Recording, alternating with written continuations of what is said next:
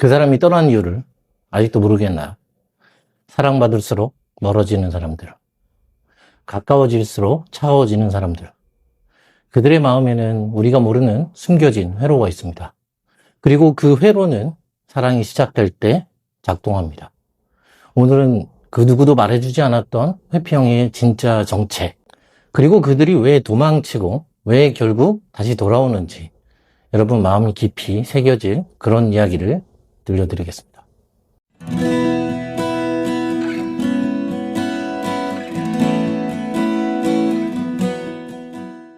자, 여러분, 회피형 사람들의 마음속에는 사실 어린 시절 만들어진 특별한 회로가 있습니다. 그리고 이 회로는 어른이 되어서도 누군가를 사랑할 때마다, 그리고 헤어질 때마다 끊임없이 자신도 모르게 작동을 합니다. 그런데 여러분, 이 회로가 혹시 뭔지 아시나요? 바로 칭찬받기 위해 외로워지는 루트, 외로워질수록 안심하는 루트입니다. 이 루트는 도파민과 연결되어 있고 사랑할수록 더 외로워지고 외로워질수록 도파민이 나와서 그 상태에 중독되는 루트입니다. 한 아이가 있었어요. 그 아이는 늘 바쁜 부모님 밑에서 자랐습니다. 밥을 차려줘도 부모는 바쁘고 옆에서 놀아달라고 하면 나중에 이따가 이런 말만 들었어요. 감정적으로 힘들었지만 울지 않았고 말하지 않으면 칭찬을 받았어요. 부모님은 이 아이는 착하다고 말을 했지만 그 아이는 혼자 견디고 있었던 거예요. 그러면서 그 아이의 뇌는 기억을 합니다. 아, 내가 말하지 않으면, 그리고 울지 않으면, 표현하지 않으면 칭찬을 받는구나. 그래서 표현하지 않는 것이 사랑받는 방법이라고 외로워지는 것이 안전하다고 믿게 된 거예요. 이게 바로 회피형이 만들어지는 구조입니다. 그리고 성인이 돼서 연애를 시작하게 되면 상대가 나를 사랑해주면 줄수록 이상하게 불편해지고 서운해하면 두려워지고 상대가 기대하면 숨이 막혀버립니다. 그럴 때 그 사람은 어떻게 하냐면 어린 시절의 루트를 다시 작동시킵니다. 혼자 있으면 칭찬받았다. 혼자 있으면 안전했었다. 이렇게 그 뇌의 각인이 도파민을 발사하며 작동을 시작합니다. 그래서 더 바쁘게 지내고 혼자만의 시간을 보내고 연락을 줄입니다. 그러면서 혼자의 동굴 속으로 들어가 버려요. 마치 스스로를 학대하듯이 외롭게 만드는 사랑을 계속해서 반복하게 되는 겁니다. 여러분, 혹시 이게 무슨 말인지 아시나요? 회피형은 사랑받는 순간부터 고통을 느끼기 시작합니다. 상대가 나를 사랑해 줄수록 나는 그 사랑이 무너질까 두려워지고 내가 그 기대를 채워주지 못할까 두려워집니다. 그래서 그 두려움을 피하기 위해 관계를 멀리하고 차갑게 대하고 연락을 끊어버리고 거리를 두는 겁니다. 그런데 이 사람들은 스스로도 잘 몰라요. 내가 왜 이렇게 도망치고 있는지, 왜 이렇게 고립되어만 안심이 되는지, 왜 혼자가 되면 이상하게 해방감과 편안함이 찾아오는지. 이게 바로 어릴 때 형성된 도파민 루트 때문입니다. 누군가 나를 사랑해주면 좋으면서도 사랑을 받으면 어쩐지 두려워지고 그 두려움이 점점 커져서 도망치게 만듭니다. 그리고 도망친 그 고립 속에서 해방감과 안심을 느끼게 되고 스스로 그 상황에 중독되어 들어갑니다. 이게 바로 회피형의 저주받은 사랑 구조입니다. 그리고 여러분이 연애에서 흔히 겪는 갑자기 변해버린 상대, 연락이 줄어든 상대, 거리두기를 시작한 상대가 바로 이 회피형의 패턴에 빠진 그런 사람들이에요. 여기서 중요한 건 바로 이 회피형의 도파민 루트는 불안 루트가 아니라 안심 루트로 작동한다는 것입니다. 많은 분들이 상대가 불안해서 도망친다고 그렇게 생각을 해요. 맞아요. 맞습니다. 겉으로는 두려워서 도망치는 것처럼 보이죠. 그런데 진짜는 불안해서 도망치는 것이 아니라 도망쳤을 때 비로소 안심이 되기 때문에 그래서 도망을 치는 겁니다. 그리고 이 안심이 반복되면 그 고립이 곧 편안함이 되고 사랑이 되며 그게 그 사람의 안정기지가 되어버립니다. 그래서 이들은 사랑을 느끼고 싶어도 사랑을 느끼는 그 순간부터 무너질까 두려워하고 그래서 다시 고립을 선택합니다. 여러분, 만약 여러분들이 이런 회피형의 사람들과 재회를 원한다면 상대가 느끼는 이 안심의 고립 루트를 이해해 주셔야 돼요.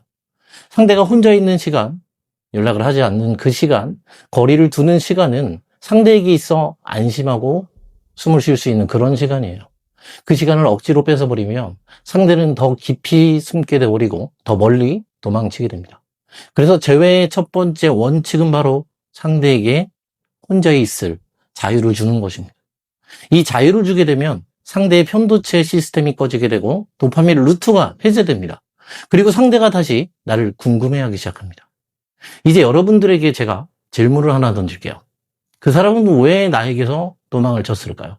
그리고 그 사람은 왜 시간이 지나면 다시 돌아오는 걸까요? 자, 여러분. 이제 이 답을 풀어야 할 그럴 시간입니다. 회피형은 사랑을 받는 그 순간부터 무서워집니다. 그리고 두렵습니다. 상대의 기대, 애정, 그리고 함께하는 시간의 무게가 무섭게 느껴집니다. 하지만 동시에 그 사랑이 너무나도 필요해요. 이 모순 속에서 회피형은 갈등하고 도망치고 다시 돌아오는 거예요.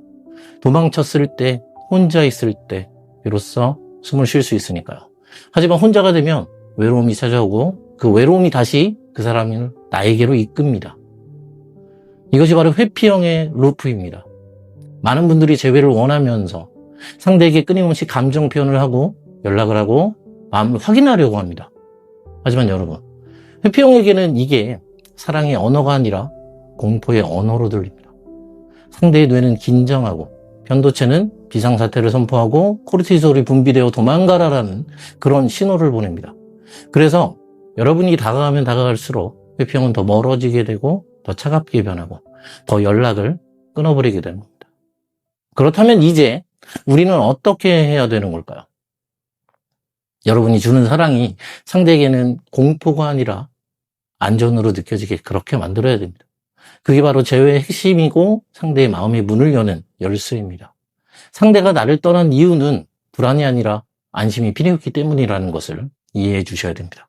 상대에게 혼자 있을 시간을 충분히 주게 되면 상대의 편도체는 비상사태를 해제합니다. 그리고 도파민 루트는 작동을 멈추게 되고 그때부터 상대는 고립에서 오는 해방감이 끝나게 되면서 혼자가 되는 고독이 찾아오고 그 외로움이 다시 여러분을 찾게 만들게 되는 겁니다.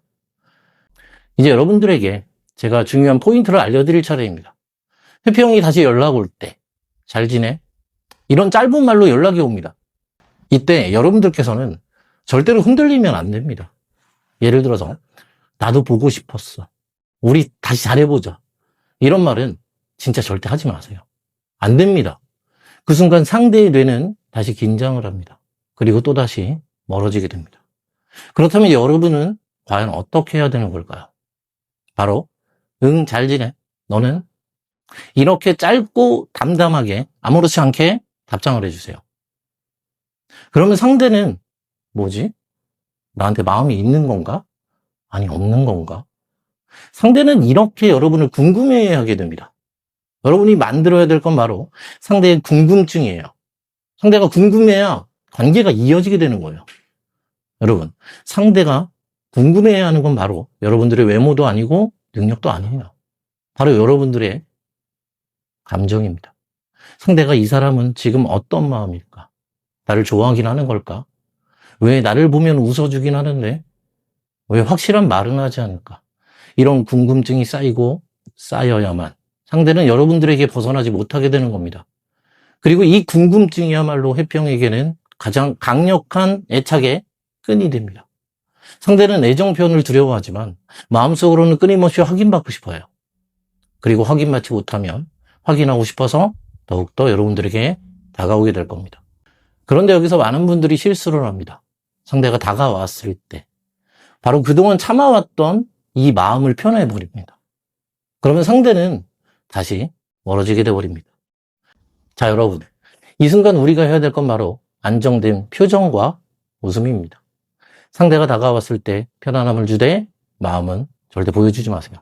상대가 여러분들에게 질문을 해도 글쎄, 난 잘 모르겠는데 이렇게 웃으면서 그냥 넘겨버리세요. 미소와 담담한 이 말 한마디가 상대의 머릿속에 박히게 되고 그리고 물음표를 만들고 그 사람의 마음을 흔들게 만드는 겁니다. 회피형에게 있어서 가장 큰 고통은 확실한 감정이고 가장 큰 중독은 여러분들의 모호한 그런 감정입니다. 그리고 중요한 건 바로 여러분이 여러분의 삶을 잘 살아야 한다는 그런 얘기입니다. 여러분들이 웃고 즐겁게 지내고 취미생활도 잘하고 새로운 사람들을 만나면서 여러분들의 삶을 즐길 때 상대는 여러분들을 더 궁금해합니다.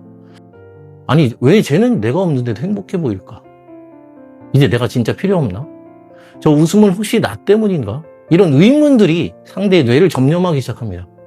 그리고 이 의문이 도파민을 자극하게 되고 상대의 호기심을 자극하고 결국 여러분들에게 다시 다가오게 만드는 그런 밑거름이 되는 겁니다.